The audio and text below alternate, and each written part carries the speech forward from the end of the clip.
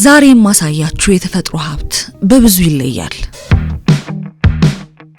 የምስራቅ በር የፀሐይ መውጫ ደርሻለሁ።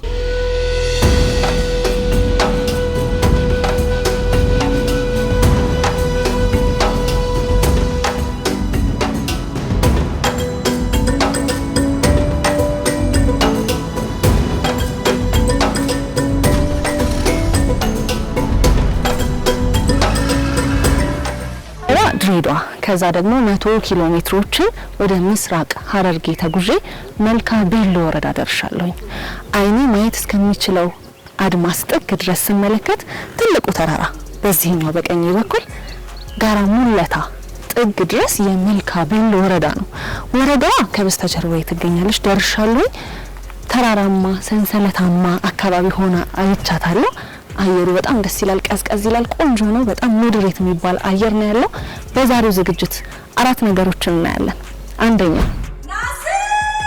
በታይዋን ዩኒቨርሲቲ ኦፍ ታይዋን ተመርምሮ ተጠንቶ ሺህ ዓመታትን እንዳስቆጠረ የተረጋገጠለትን የናሲኦል ዋሻ አያለው፣ አሳያችኋለሁ።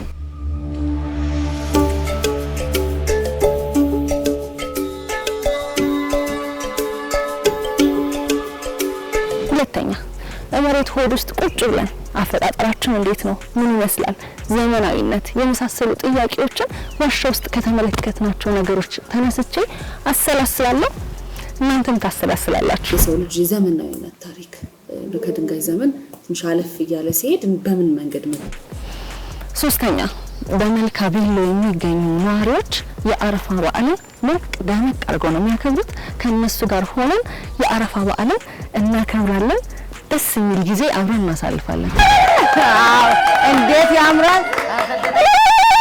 ማዳኒ ቀብና አዳበባሬዶ አዳናዮና አዳበባሬዶ አዳናዮ አቦ ሰደታ ቢመርቶ ናስር አህመድ በሀገራችን ብቸኛው ስፔሊዮሎጂስት ወይንም ደግሞ የመሬት ውስጥ የዋሻ ውስጥ ተመራማሪ ነው። በአፍሪካም ሁለተኛው ነው። በሀገራችን በኦሮሚያ ክልል ብቻ ወደ 300 የሚጠጉ ከዛም በላይ የሚሆኑ ዋሻዎችን አይቶ ተመራምሮ ለይቷል። መጽሐፍም ጽፏል። የሶፍ ዑመር ዋሻንም በዩኔስኮ ለማስመዝገብ ከፍተኛ ጥረት እያደረገ ያለ የሀገር ባለውለታ ነው። እሱንም እናገኘዋለን፣ እናስተዋውቃቸዋለን።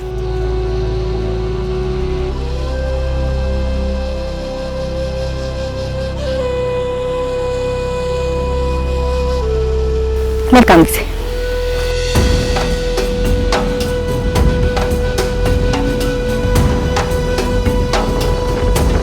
ከመዲናዋ ደግሞ ተነስተን ወደ ሌላኛዋ ገጠር ከተማ ጉዞ። ቶኩማ ቢሊሶማ ወረዳ። ገበሬው ብርቱ ቡና አምራች ነው። የሐረርጌ ቡና ይባል የለ። ማር እዚህ ብርቅ አይደለም፣ ሞልቷል። ቦታው አድቬንቸር ቱሪዝምን መላመድ ለሚፈልግ ሰው ተመራጭ ነው ብዬ መክረዋለሁ።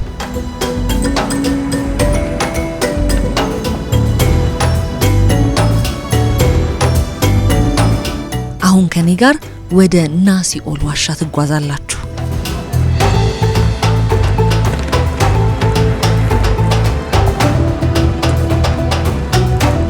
የመጀመሪያው የጉዟችን ምዕራፍ ላይ ነን። ኮረብታማው መንገድ ይነጣል። ቢሆንም ግን ዙሪያ ገባውን የከበበን የተራራው ውበት እያዘናጋን መንገዱን ገፋ ነው። እየቀረብን ስንሄድ የመንገዱ ፈተና ይብሳል። አረ እንዲያውም እኛ መንገዱ ከተስተካከለ ነው የመጣችሁት አሉን። አሰብኩት።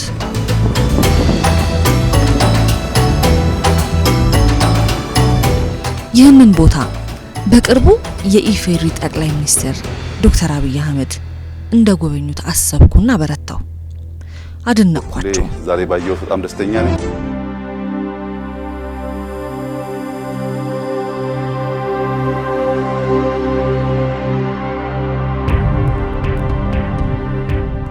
የምስራቅ ሐረርጌ ሕዝብ ያደረገልን አቀባበልና ግብዣ እጅግ አድርጌ አመሰግናለሁ። አይደረስ የለ ኮረብታማው መንገድ ተጋፍጠን መዳረሻችንን አየነው። ይህ አካባቢ በብዙ ተፈጥሮ ሀብታም ነው። ትክል ድንጋዮችን እንደ ማርብልና ግራናይት ያሉ ድንጋዮችንም ማየት ብርቅ አይደለም።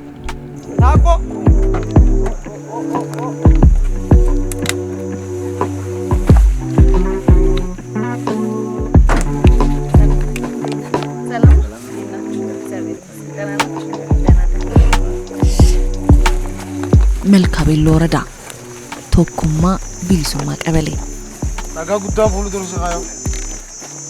ተፈጥሮ በብሩሽ ያጌጠችው ታሪክን በመሬት ሆድ ውበትን በጫንቃው የተጎናጸፈው ናሲኦል ዋሻ ደርሰናል። መሬት ሆድ ልንገባ ነው። ናሲኦል በነገራችን ላይ ይሄ አሁን እኔ ያለሁበት ቦታ ከስር ማለት ነው። በደንብ አሳያቸዋለሁ። አካባቢውን ዞር ዞር ብዬ ሊያው ብዬ ነው ወደዚህ ያለሁት። ድንኳናችን እየተዘጋጀ ነው። ዛሬ አመሻሽ ላይ ስለሆነ የደረስነው እዚህ የምናድር ይሆናል። እንግዲህ የዋሻ ምርምር እጅግ አደገኛና ፈታኝ ከሆኑ የምርምር ስራዎች መካከል አንዱ ነው። በዓለም ላይ ዳታዎች እንደሚያሳዩት ደግሞ ከ25 በመቶ የሚሆኑት በላይ ህይወታቸውን ይሰዋሉ ወይም ይሞታሉ። ይህም ደግሞ ከ60 እስከ 100 ሜትር ድረስ ዋሻውን በጥልቀት ማውረድ ስለሚያስፈልግ፣ በዛ ምክንያት የኦክሲጅን እጥረት ስለሚያጋጥም፣ ከዛ ባለፈ ደግሞ የድንጋይ መናድ ወይም የድንጋይ ናዳ ስለሚያጋጥም፣ እንደ ዘንዶ አነር ያሉ ደግሞ እንስሳቶች ዋሻ መጠለያቸው ስለሆነ እንግዲህ በብዙ ምክንያት ህይወትን አደጋ ላይ የሚጥል ነው። ነገር ግን ደግሞ ለሀገር ብሎም ደግሞ ለሰው ልጅ አፈጣጠር አኗኗር ዘመናዊነት ጭምር ትልልቅ ማሳያዎችን ያሉት አሁን ደግሞ ለግብርና፣ ለኢንዱስትሪም፣ ለተለያዩ ነገሮች ጠቀሜታ ያለው በመሆኑ የዋሻ ምርምር እጅግ አስፈላጊ ነው። እኛም ናሲኦል ዋሻ ተገኝተናል። ዛሬ ጥግ ድረስ ገብተን የምናየው ይሆናል ማለት ነው። ወደ ማረፊያችን ሄድ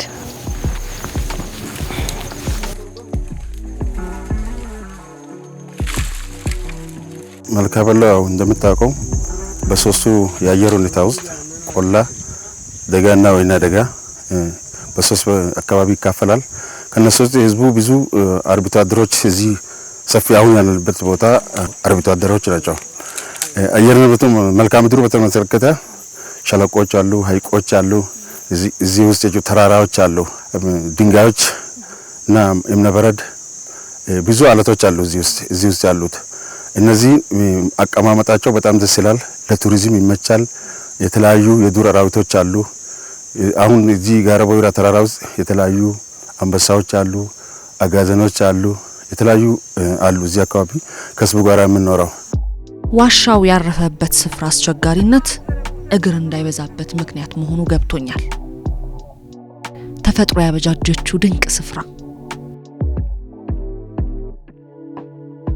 የኢትዮጵያ የዋሻ ታሪክ በተለይም ፕሪሂስትሪ ከምንለው ከቀድመ ታሪክ ጀምሮ የአባቶቻችን ቀደም እንደ መኖሪያ የተገለገሉበት፣ እንደ ሃይማኖት ስፍራ እንደ ማምለኪያ የተገለገሉበት፣ የኪነ ጥበብ መነሻ የሆነ ራሱ ደግሞ እንደ ጥበብም ጭምር የሚታይ የተለያዩ ጦርነቶች ሲኖሩ ደግሞ እንደ መሸሸጊያ የተጠቀሙበት ባለብዙ ታሪኮች ባለቤት ነው። እንግዲህ ሀገራችን ኢትዮጵያ በአፍሪካ ቀዳሚ ከሆኑት ዋሻዎች ጀምሮ በርካታ ከአለት ፍልፍል ከአንድ ወጥ አለት የተፈለፈሉ ቅርሶች ባለቤት እንደሆነች ይታወቃል። እኛም እንግዲህ ዛሬ በዚህ በናሲኦል ዋሻ ተገኝተናል። እንደምታዩት ደርሰናል። ከብዙ ልፋት በኋላ አሁን የምንገባበት ሰዓት አልደረሰም። ቀደም ብለን ማረፊያችንን እያስተካከልን ነው የምንገኘው። ማረፊያችንን አስተካክለን እቃዎቻችንን አሳርፈን ቀጥታ ወደ ናሲኦል ዋሻ ገብተን ውስጡ ምን አለ ጥግ ድረስ አይተን የምናሳያችሁ ይሆናል።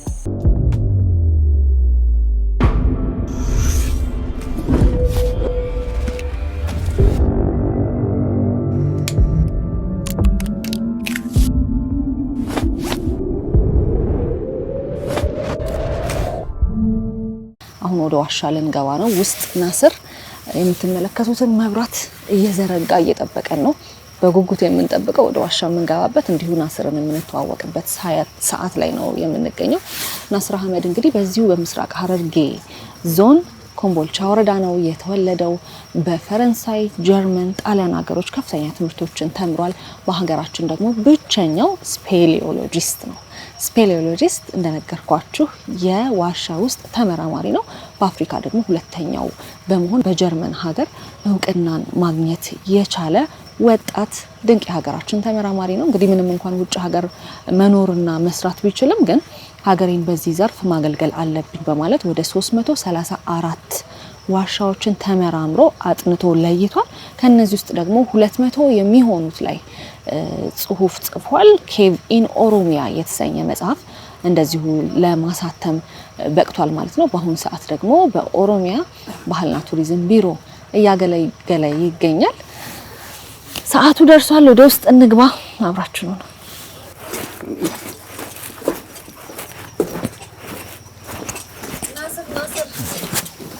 እንኳን ደህና መጣሽ። እንኳን ደህና ቆየህ። ደህና ነህ? ሰላም። እንዴት ነህ? ሰላም ነህ? በጣም በብዙ ትግል የተገኘው ናስር የሚገርማችሁ በጣም ረጅም ጊዜውን ብዙ ጊዜውን እዚህ ዋሻ ውስጥ ያሳልፋል። እስከ ረጅሙ የቆየበት እስከ 3 ወር ቆይታ 3 ወር ነው የቆየ። ድሮ በጣም አስቸጋሪ ነበረ። 1 ሜትር ነው እንደዚህ። አሁን ከፍታ 2 ሜትር ዋይዱ 3 ሜትር ነው።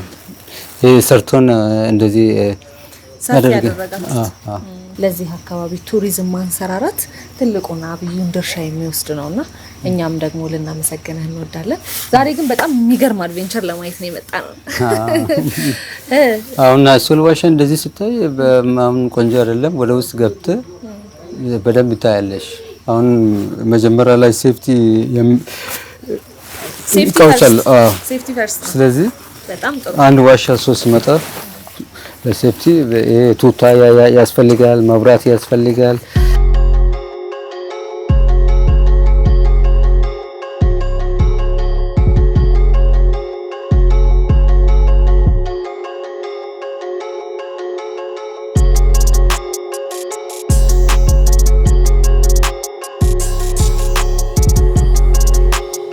ስለዚህ ይሄንን ኮፍያ እናወልቃለን። ይሄንን እናደርጋለን። እሺ ሁለተኛ ሴት ትሆናለሽ እዚህ ዋሻ ያገባው። ሁለተኛዋ ሴት ነኝ። በጣም ጥሩ። አንደኛም ይሄ የእናንተ ቲቪ ነው፣ ኢቲቪ ነው፣ ኦሮሞኛ ክፍል ነው። ኢቲቪዎች እየመራን ነው። ሁለተኛ ሙሉ ትጥቃችንን እናሟላለን። ተመልሰን እንመጣለን እና ሲኦል ዋሻ ጥግ ድረስ አይደል? እናየዋለን፣ እናሳያቸዋለን። ዋሻውን ዘልቀን ወደ ውስጥ ስንጓዝ ድቅድቅ ጨለማ እንዳይወጠን ናስር ያበጃጀው መብራቶች አግዘውናል።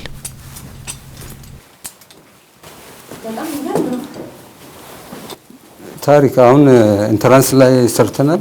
አሁን እዚህ ቦታ በጣም ሰፊ ነው።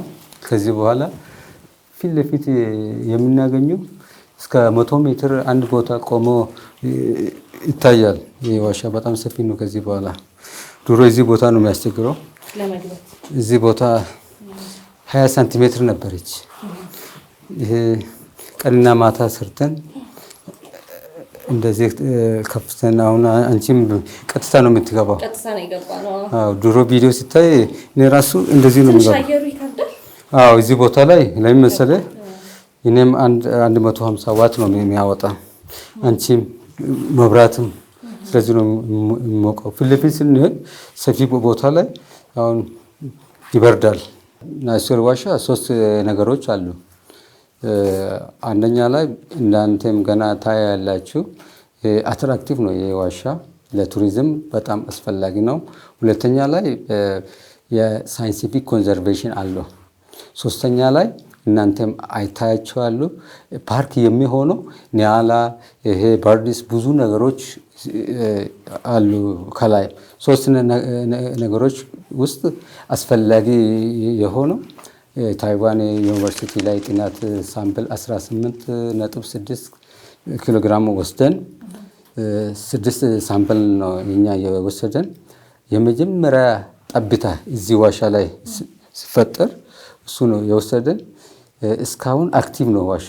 ይሄ መሬት የአፍሪካ ኢስተርን አፍሪካ መሬት መጀመሪያ ይሄ ዋሻ ሲፈጠር ጥቅሙ የአፍሪካ የአየር ሁኔታ ለማወቅ ስታላግማይት ከዚህ ሳምፕል ወስደናል። ሌላ የኢትዮጵያ ዝናብ ድሮና አሁን የነበረ ድጋሜ ድሮ እንዴት ነበረ አሁን እንደነው የሚለው ጥናት። ሶስተኛ ላይ ይሄ እርሻ እሱ ለማወቅ ከአንድ ወር ይመስለኛል አሁን 2 ወር ጨርሰናል። 3 ወር ሳምፕል አሁን መስታወት ውስጥ ነው ላቦራቶሪ ውስጥ ነው ያለው። እሱ ሲያልቅ ለኢትዮጵያም ለአፍሪካም ብዙ ትርጉም አለው ማለት ነው።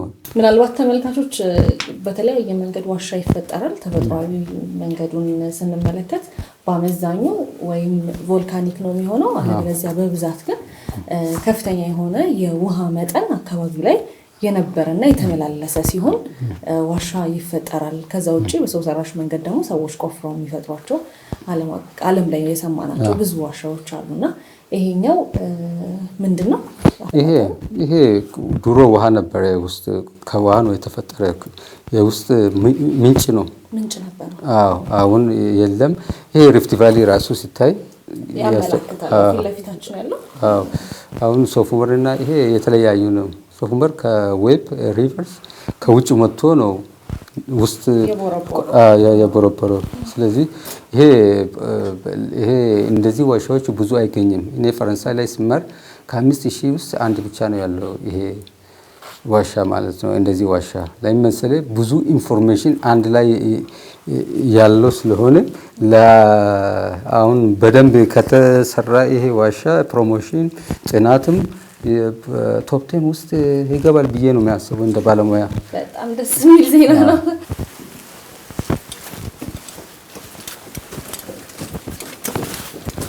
ብቻ ጀልቀባ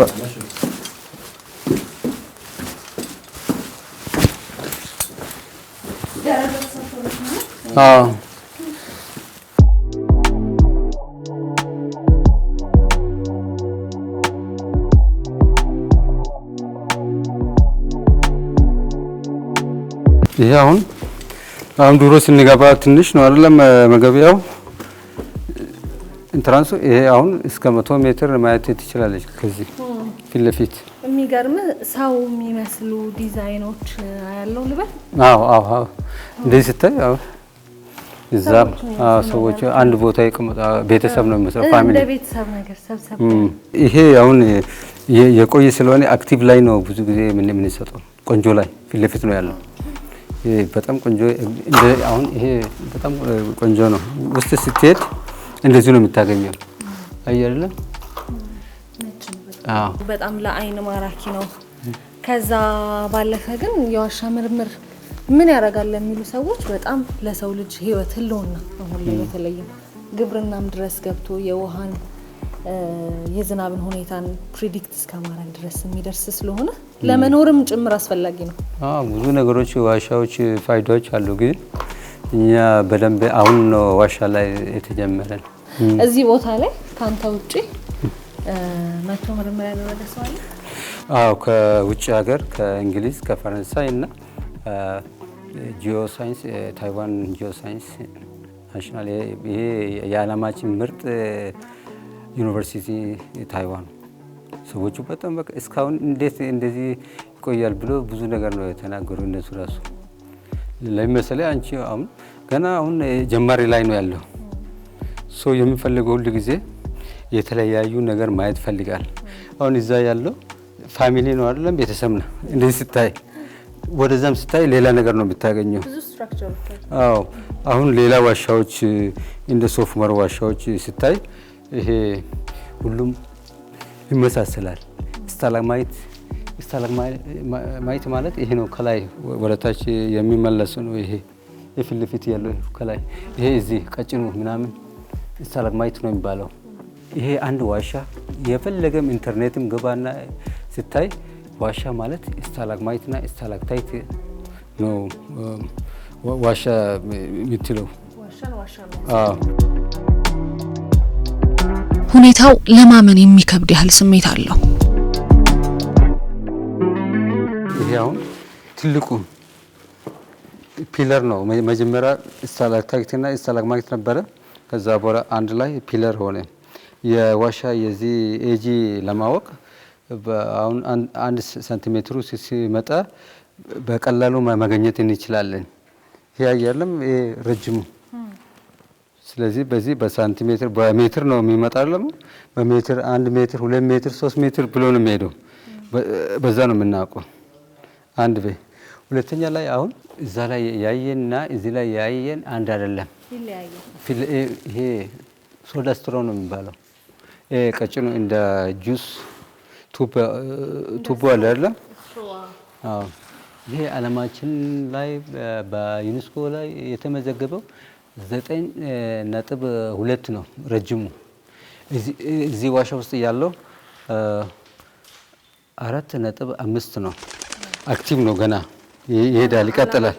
አዎ ይሄ የራሱ ብቻ አንድ ብቻ ረጅሙ ወደ ታች ከመጣ አሁን አንድ አይደለም ስታይ በዛ ብቻ በዩኔስኮ ላይ ይመዘገባል ማለት ነው። ሪከርድ ነው የሚያዘው። ስለዚህ እዚህ አሁን ያየ ነገሮች ነው የሚታየው። እዛ ላይ ያየና እዚህ ላይ ያየ አንድ አይደለም ማለት ነው። ከሌላ ዋሻዎች የተለየ 360 ነው የሚታየው። አሁን ፊት ለፊት ነው የሚያየው አይደል? እንደዚህም ሲዞር እንደዚህም ሳይ አለ እንደዚህም ሳይ ቆንጆ ነገሮች በውበት የተሞላ ነው። ማያምር በአይናችን የምናየው ነገር የለም እዚህ ውስጥ። በእጅ የተጠረቡ ያህል ተፈጥሮ የአርክቴክቸርና የግንባታ ትምህርቷን ጥንቅቅ አድርጋ ያሳየችበትን ገጠመኝ እማኝ ሆነን ተገርመን ጉዟችንን ቀጥለናል። ቱሪስቶች ለምን ዋሻ ይመጣሉ የሚለው ጥያቄ ፈጥሮብኝ እንዳንተ ወይ በስፔሊዮሎጂ ተመርቀው የመመራመር ፍቅር ከሌላቸው በስተቀር ለምን ቱሪስቶች ይመጣሉ? የኛ ፊት ለፊት ሌላ አዲስ የተገኛል ሁለተኛ ናሲዮል ዋሻ። እሱ የኛ ምንድነው ያሰበን እንደ ሶፍመር ዋሻ ሎጅ ሬስቶራንት ውጭ ሳይሆን ዋሻ ውስጥ መሰራት እንፈልጋለን። አሁን ቱርክ ላይ ኬፍ ሆቴልስ ነው ያለው፣ ቻይና ውስጥም አለው። ስለዚህ ሰዎችም አድቬንቸር የሚሆኑ ዋሻ ውስጥ ነው። ሆቴልም አልጋም ስትሰራ እዛ ውስጥ ነው። ለምን መሰለህ? ዋሻ ውስጥ ሲታይ መሬት ውስጥ ነው የሚታየው። ስታደርም ሁሉም ነገር እዛ ውስጥ ነው የምታገኘው ማለት ነው። ለወደፊት ዲዛይን ስንሰራ ሁለተኛ ዋሻ ላይ እንደዚህ ነው የምናሳው። እናያለን ብለን ተስፋ እናደርጋለን። እኔን ግን በግሌ ለምን እዚህ ትመጫለሽ ብላችሁ ብትጠይቁኝ ፎቶ ለመነሳት በጣም የሚያማምሩ ፎቶ መነሻ ቦታዎች አሉ። አንድ ፎቶ ልነሳ? እዛ ጋር ነው። እሺ። አሁን ፍርሃት ይለቆኛል። መዝናኛ ስፍራ ያለው ያህል ፈታ ብያለሁ። አሁን እዚህ ውስጥ ያለው የተለያዩ ውሃዎች አሉ። ይሄ አሁን ካልሽየም ካርቦኔት ነው። ዋሻ ብዙ ጊዜ የሚፈጠረው ከካልሽየም ካርቦኔት ነው። ካርቦን፣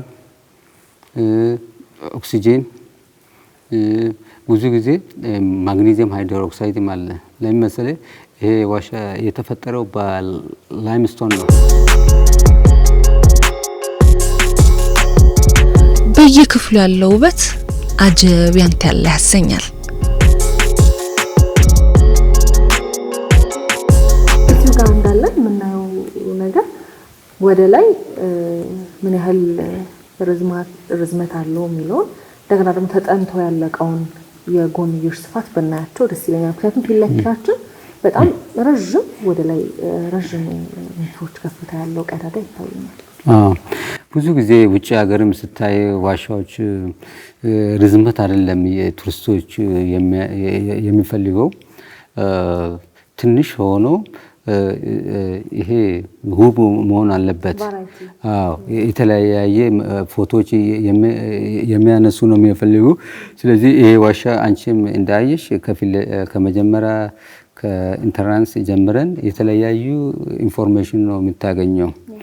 ስለዚህ ይሄ ዋሻ እስካሁን ጥናት የተደረገ ወደ 530 ሜትር ነው ወደ ውስጥ ማለት ነው። ግን ጥናቱ አላለቀም። ሌላ ኢንተራንስ አለ ትንሽ፣ እሱ ገና ይቃ ያስፈልጋል። CO2 ካርቦን፣ ኦክሲጂን እሱ ከሌለ ጥናት ማድረግ አንችልም። ግን ለወደፊት ጥናት እናደርጋለን። አሁን ወደ ታች ስንወርድ ከመሬት እስከ ጣሪያ ላይ ወደ 5 አሉ ከከፍታ ወደ ላይ ማለት ነው እስከ 23 ከ19 ሜትር እስከ 23 ሜትር ነው የምናገኘው። በጣም ረጅም ነው።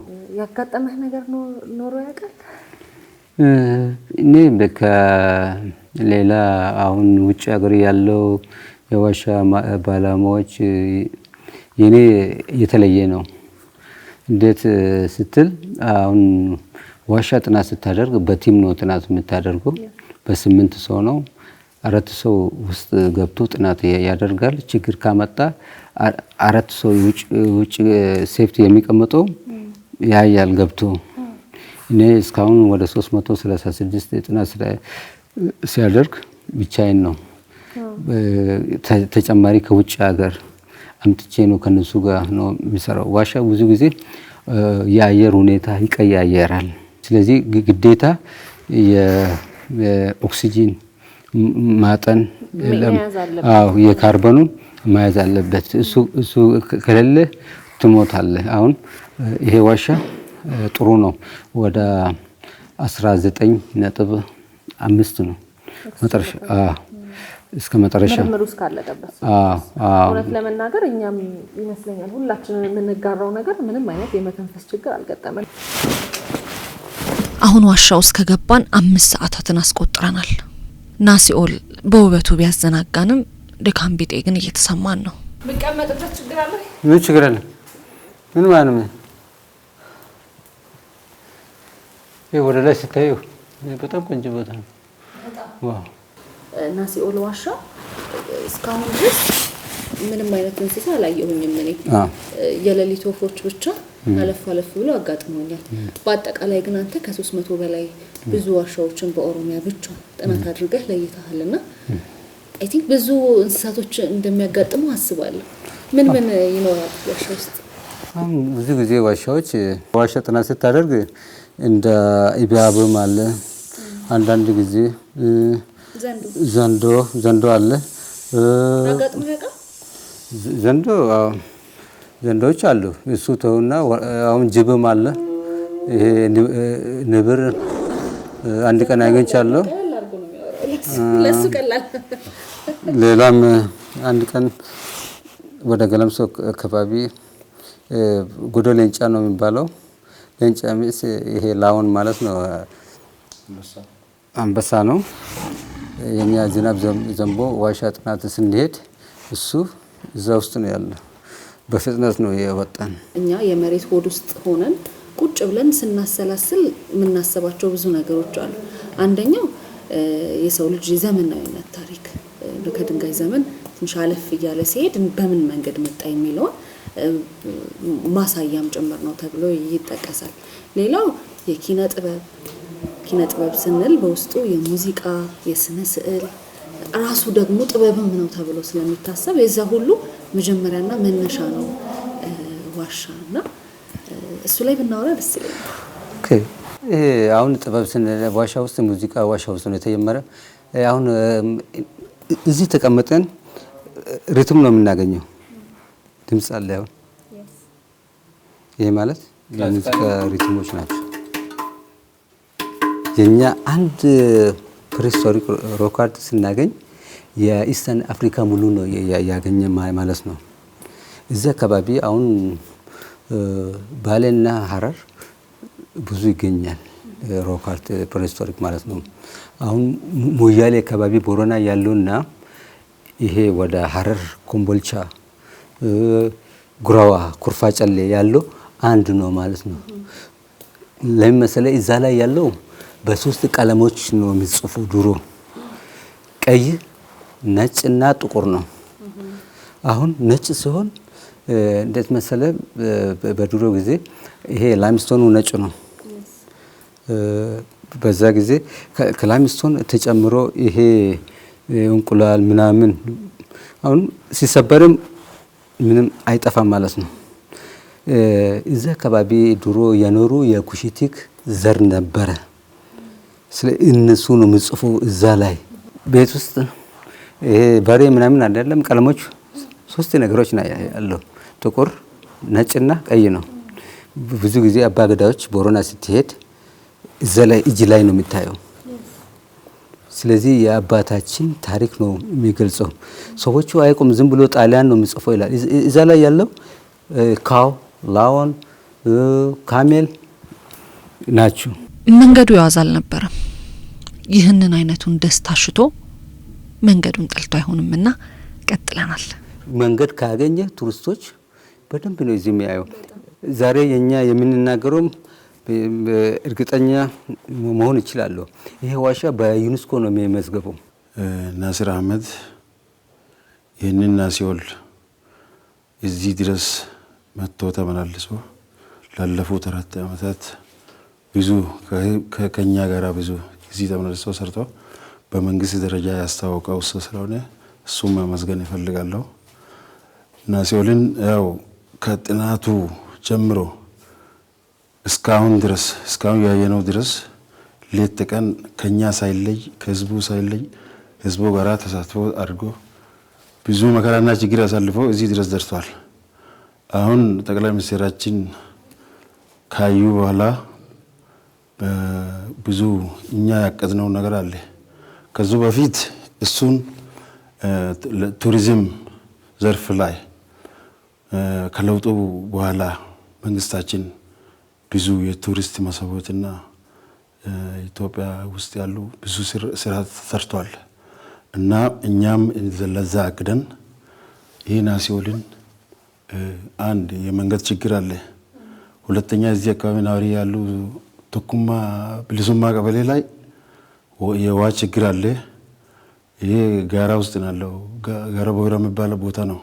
አሁን እኛ ያቀድነው ነገር አንድ መንግስት እቅድ አውጥቶ ወደ ቱሪዝም እቅድ አውጥቶ በሚኒስቴሩ ደረጃ እስኪሰራ ድረስ እኛ በህዝቡ ተሳትፎና በመንግስት ባጀት መንገድ መስራት አለብን ብለን አቅደናል። ሁለተኛ ደረጃ ላይ እዚህ አካባቢ የሚመጡ ማደሪያ ቦታ የለም እና እንደ ባህላዊ እዚህ አካባቢ ላሉት ትንንሽ ጎጆ ቤት በሳርም ቢሆን በድንጋይም እንሰራለን ብለን እቅድ ይዘናል እና ማደሪያ አንድ ሰው ከመጣ ቱሪስቶች ከመጡ እዚህ ጋር ማደሪያ ስለሌለ ይህንን እንሰራለን ብለን እቅድ ይዘናል። ይህንን ቦታ መንግስት አውቋል እና እቅድ ውስጥ አስገብቶ እንደ ሌላው የቱሪስት ቦታ ባጀት ይዞ እንዲሰራ በመንግስት ደረጃ እንጠይቃለን። እንደዚህ ይሻላል መስለኝ።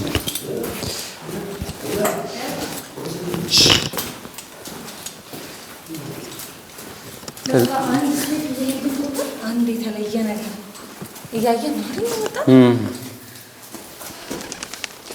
በነገር ላይ እኔ የመጀመሪያ ነው የሌሊት ወፍ ሳይና ሌላ ማለት በቴሌቪዥን ከምናያቸው እዚህ ያሉት አነሳሉ ግን ያንሳሉ። ሌሊት ነው አሁን ኦልሞስት ሊነጋጋ 10 ሰዓት ሌል ሲል ነው እዚህ ያለ ነው ተመልካቾች። ምሽት ማታ እንዳያችሁት የገባን ኦልሞስት በጣም ለረጅም ሰዓታት እዚህ ዋሻ ውስጥ ነው ያለ ነውና ከናስር ማብራሪያ ጋር የዋሻው ውበት የሚጠገብ አይደለም። በቃ ቁጭ ብለን እዚህ ስንሰማ ስናይ ብንውል ራሱ አይዶን ነው ከቃላት በላይ የሆነ ቦታ ነው። በጣም ድንቅ ቦታ ነውና ሁላችሁም እንድታዩት በቴሌቪዥን መስኮት እንዳያችሁት ሁሉ በአካል እንድታዩት እንጋብዛችኋለን። እንመኝዎታችንም ነው እንመኝላችኋለን። መጨረሻ ላይ ትንሽ ነው እሱም ጥናት እናደርጋለን እንጨምራለን። ወደ 530 ሜትር ነው ድሮ 500 ነበረ 30 ሜትር ጨምረን ወደ 530 ደርሰናል። አሁንም የቀረው ጥናት አድርገን ይጨምራል ማለት ነው። ጥናቱ አይቆምም።